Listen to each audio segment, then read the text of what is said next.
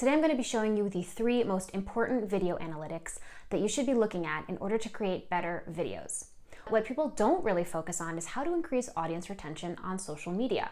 Now, I know that that's harder to do because we're scrolling and very busy and our audience isn't really sticking around that much anyway. But there are a few video analytics that are incredibly important when it comes to understanding if your audience is paying attention, and I'm going to show you how to use these analytics to figure out what's working, what's not working, and what things you can change in order to get your audience to actually watch your videos and engage. Now, we're going to be focusing on the 3 main analytics that I think are really the most important, and not at the vanity metrics, which are more about how many views you got or how many impressions, how many news feeds your video reached, but really in the news feeds that your video showed up on, how many people actually watched it and engaged with it. I'm Savannah Felder, and if you're an entrepreneur, then we probably have met before. If you're ready to really dive into social media analytics and you want to make sure that your videos are optimized for social media, then you should check out the free social media video optimization checklist, which I've included a link to in the description below. So just to give you a little preface of this video, a couple months ago we posted a video on LinkedIn and Facebook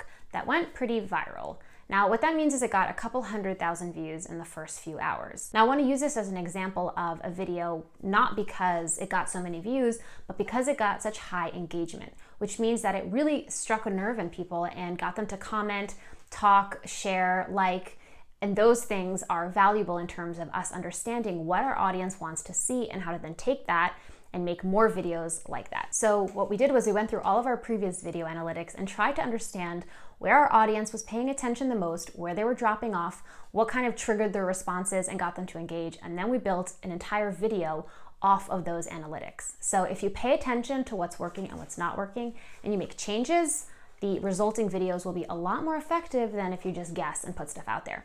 So let's look at the analytics that we looked at in order to determine what we could be doing better to have people watch and engage with our videos. So the first analytic that you need to be looking at is audience retention. This is the most important analytic to start with because it's going to tell you a lot about your audience and what they want to see and what they don't want to see. So let's take this video here as an example, just because it had a lot of reach. And so it'll just give us information about from a much bigger pool of people versus the ones that only have, a small number of views. It won't give us as much data. So let's look here at this video. And you'll see that Facebook really breaks down for you all the different types of analytics that you might be interested in, right? How many minutes in total your video is viewed. That's just nice to know. 1 minute views, how many people actually stuck around and watched it for a minute. You'll see here, obviously, the 3-second views are always going to have the most just because that's considered a view on Facebook as 3 seconds. So if anyone watched your video for just 3 seconds, it counts as a view. So they break it down for you. Oh, how many people watch for 10 seconds? How many people watch for 1 minute? They also tell you the average video watch time. That's how long, on average, somebody watched your video. But what I want you to focus on is audience retention. Now, what audience retention is going to tell you is how long is your audience watching for and at what points are they abandoning the video. Now, what this is going to do is it's going to show you where in your video are either your most engaging parts or the least engaging parts, and you're going to analyze them to figure out what you can do better for next time. So let's take this video as an example. I think this is a good example because we did this cool intro at the beginning where we made it look like the video was scrolling in your feed. So it was just like a very captivating, here, watch this. Wait, stop scrolling and just watch this video. So that intro, look, you can see here that intro captured people's attention enough that they were still watching the video, that 99% of the people who watched the video were still paying attention at 12 seconds. Like that's pretty cool. So here you'll see that because it captured their attention and they had them hooked, they were much more likely to stick around for the rest of the video. And in fact, 1 minute in, we still have 40% of the audience paying attention, which is really, really high for Facebook. So it's important to realize, first of all, that if your audience isn't being hooked right away, the graph is going to look very different. So let's look at a graph that looks a little bit different. Okay, so this is a video that we were just trying to make more micro content and make it a different style.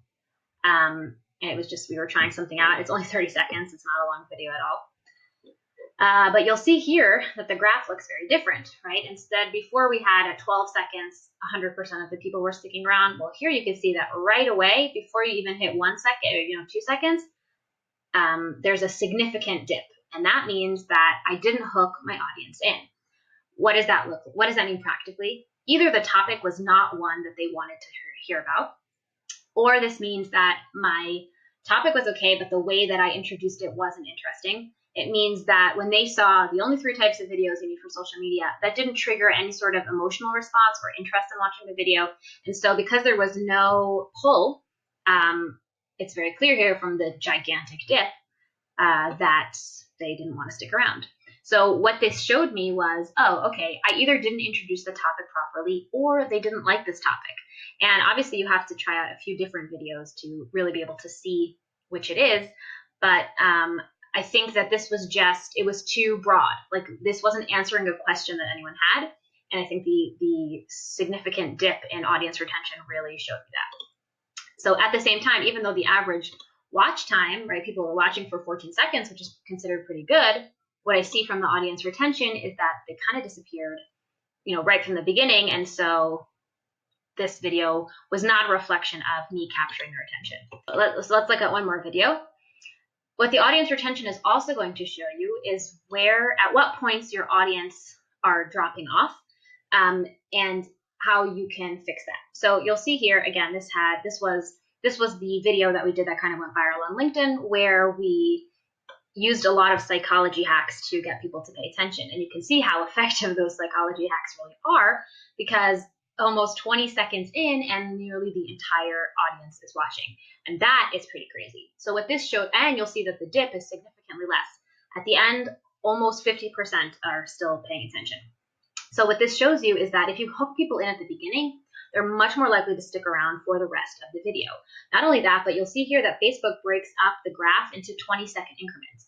But you'll notice that things steadily decline, even between 10 seconds. So a good rule of thumb that I like to suggest to people is to have a pattern interrupt every 5 to 8 seconds. That could be text, an icon. It could just be cutting to a different shot and zooming in a little bit. So if you're doing a talking head, instead of just having it one static shot, have it be that you cut the scene and zoom into your face a little bit.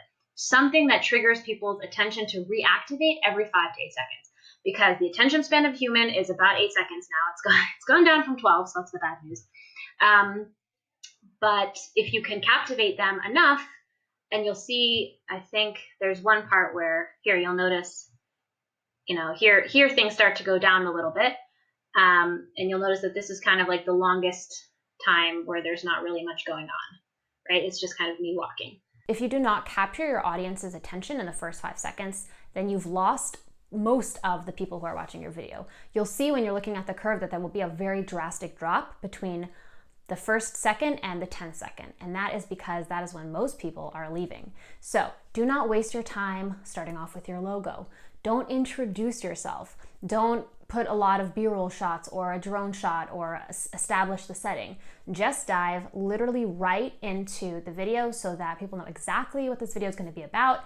And that way you kind of come out of the gate running and people know, okay, I want to watch this video because I know exactly what it's about and there's no build up. So if you can capture their attention in the first 5, 3, 1 second, you're much better off in the long run and people will be more likely to stick around. And really, if you can get them to stay for 3 seconds, then the hope is that they'll stay for 10 seconds, 15 seconds, 20 seconds, and you'll slowly work your way up. Also, what I noticed was that when we started adding title bars to our videos, there was a serious decrease in the number of people that dropped off at the beginning. That's because right away they were able to see what we were talking about before we even opened our mouths. And so because the title really gave it away, it meant that people were a little bit more intrigued than if they had to wait 3 seconds to hear what I was going to be talking about. The second most important analytic that you need to be using for your videos is engagement. The engagement of a video is just as important as the audience retention, because let's assume that most people are not going to watch your video to the end, and they're probably not even going to watch half your video. But if you can get them to engage with your video, then you've already taken a significant step towards developing a relationship with them. So let's look at one of these videos that I don't think got so much engagement. Okay, so this is one of the longest videos that we ever posted on Facebook. And it was really just out of curiosity to see like what would happen in terms of the algorithm. It was just a test. But what you'll notice here is that there is a very, very low engagement rate. The way that you calculate an engagement rate is by adding up all of the likes, comments, shares that you got and dividing it by either how many people the video reached, so this number, or how many people viewed the video. Now, I personally use how many people viewed the video, because that really tells me if you watched it and you didn't engage. That's more information that I can use. A lot of times people will come across your video that won't necessarily be your target audience, and so them not watching and engaging doesn't really reflect anything about your video. But if the people who do watch aren't engaging, then that for me is a sign that, like, okay, I need to be doing something better. So in this case, if you take 19, right, and what I like about the business page is that even if you share the video anywhere else, you'll still see all the likes and shares and engagement that you got, even if it doesn't show up on the original post. So here it says like only one person commented, but you see here that there were more comments, likes, and shares on the shared video. So if you take 19 divided by 359, I don't know what that is, but I'll put the number on the screen of what the engagement rate is. That's pretty low. Totally average for Facebook, and actually, I think the average engagement rate is like 0.015%, so really, really low. And most people on Facebook are silent engagers. So you'll see here that 92 people actually clicked on the post either to read more, or to play it, or listen with audio, or click on the link, but they didn't actively engage, meaning they didn't comment, like, or share. If you want a full rundown on Facebook analytics and how to get people to engage more, you should check out this video, which I'll link to here. But right now, I just want to show you how to calculate the engagement rate and how to add certain things to your video that will make people more engaged. Okay, so let's look at another post that was very engaging. Here, this one was pretty. You can see here that there was a lot of stuff going on in that video. What's really interesting is there was a lot of engagement. So again, this looks like a really nice number, but it's silent engagement, and that's not really what we're focusing on today. But this 154 reactions, and these are how many people viewed it for 3 seconds. 154 divided by 1,962, and that equals 1. So that's almost a point. So that's almost an 8% engagement rate, which is pretty awesome. Not gonna lie. Much higher than the average. But why the engagement rate is important is because just looking at the number, 154 comments, shares, and likes, that only shows us based off of how many people actually saw it. But once you have the engagement rate, then you can actually look at other videos and see, okay, based off of the number of people who saw it, how many people of them engaged. So let's say for this video, there was less views, but we're going to calculate the engagement rate now. 163 divided by 1,184.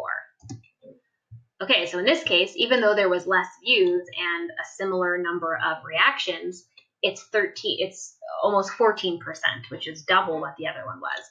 And that's because it's looking at the engagement rate, which is based off of how many people saw this video, how many people engaged. So that's what you should be looking at, not the actual numbers of how many likes did I get, but in comparison to other videos that I've done, what is the engagement rate? Now, something that I've noticed about engagement, and again, I have a whole video on how to increase engagement on your Facebook videos, but just a basic rule of thumb is that if you don't ask people to engage, they won't. Now, getting people to pay attention is one thing. Getting people to actually click, share, like, comment is a totally different one. And at the beginning, I felt very awkward about asking people to do this. And I would be like, tag me in your videos. And there was a bunch of months where nobody did that.